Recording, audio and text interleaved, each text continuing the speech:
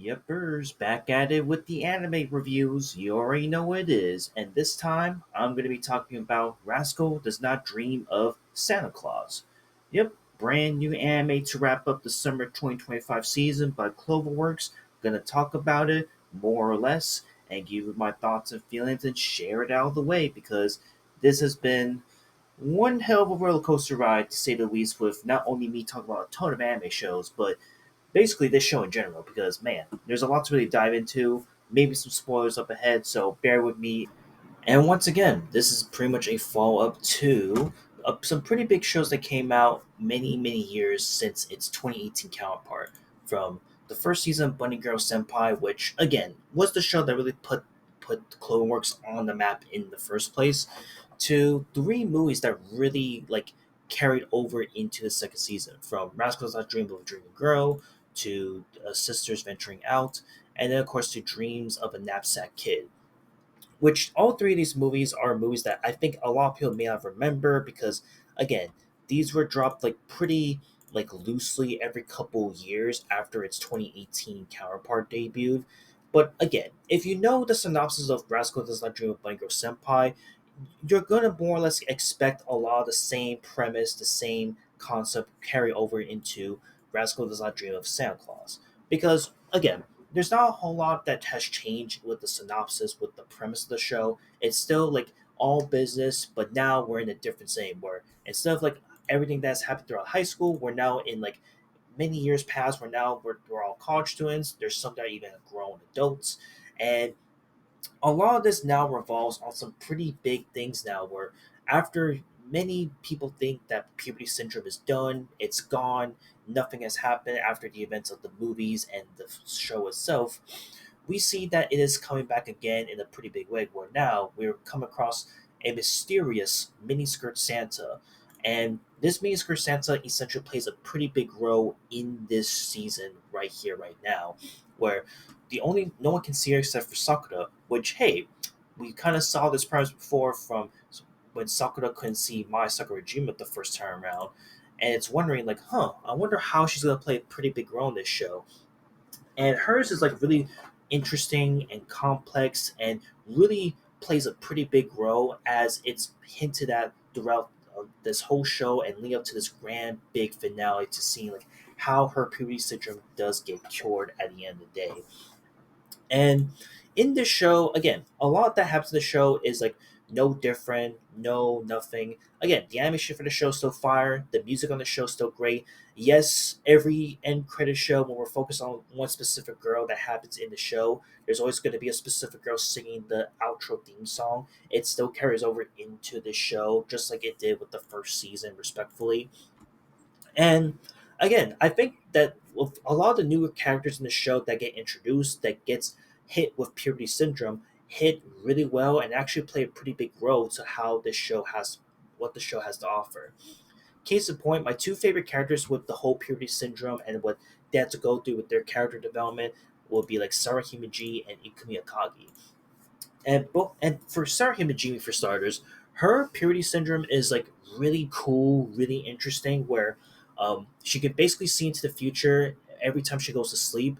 And because there was a little incident where Sarah and Sakura bumped head to each other, they headbutted accidentally, they can actually see through each other's mindset if they close their eyes and see what the other is seeing. It's really weird. It's really crazy, but it really culminates to this really emotional ending where Sarah essentially decides to finally accept herself, love herself for what she is, and it ends on this really cool but really sad moment that really showcases what she had to offer.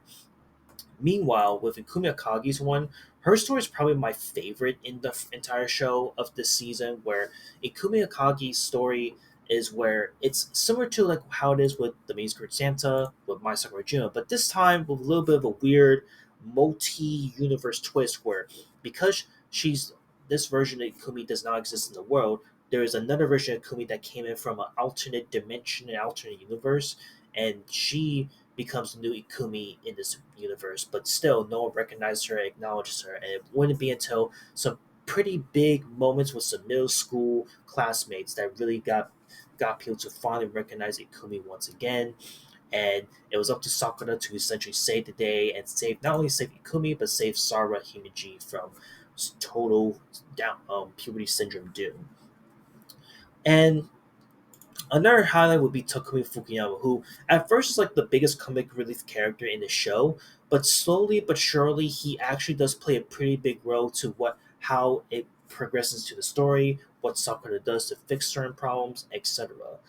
And everyone in the show is really great. Again, I think if we're talking about like what's the weakest member that got contracted the puberty syndrome stuff, it would have to be this character Zuki Hirakawa, who again she's basically like a she's part of the main music idol group Sweet Bullet, and her puberty syndrome starts because she lost her confidence in singing, lost the confidence in her band, lost the confidence in just music in general, and it wouldn't be until the power of friendship and the power of Sakura's character development that she was basically able to regain her voice, regain her composure, and was able to finally be able to like do what she loves and accept everything for what it is. And even though like her story isn't really like the most complex and most interesting compared to like these two and even the main skirt Santa, I think that her story was like it was okay, it was passable. And to be fair, this was like one of the first puberty syndrome stories we had to go through from this season in general to like get through the rest of the show. Because again, another major criticism about this second season is that it starts off really rough, honestly, where it didn't really have like a really nice footing to set itself and be like, okay, this is the story, this is the premise, here we go. It just felt like we had so many of these pieces and puzzles, and it took a while for us to build it until her story came to an end, unfortunately. And furthermore, I just think that her story never gets referenced ever again throughout the show, which really does like lose all the moment, like lose like the whole, I guess, meaning and momentum that happens throughout the rest of the show. But that's not to say that the show's bad by any means. Again, I think that this show here is still a nice quality project to come out of this season. I It may not be as amazing as the first season, honestly, truthfully, and it may not be as great as the movies personally, but I think that the Rascal Does Not Dream of Santa Claus is still a must watch for anyone that is not only a fan of these franchises in general, but I think it's for those that really want to watch something that's interesting, unique, really get the cog wheels thinking in your head and just wanting to figure like how is certain points of of this show or how certain characters are going to interact that really play this final epic conclusion of massive proportions. Because at the end of the day, this show is going to make you feel super tensed up, make you feel like, oh my god, what's going to happen? Hopefully everyone's okay. What the fuck? And it ends honestly in a really nice fashion that only a show of this franchise could ever really end on, honestly, truthfully.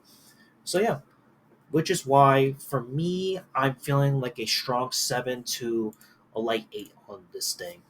It's really good. It's really amazing. I think that this was definitely worth the wait after we got 3 movies in between the first season. And yeah, that's all I got to really say about this show. So yeah, we wanted to talk about this a little bit. That's it. See you on the next one. Later.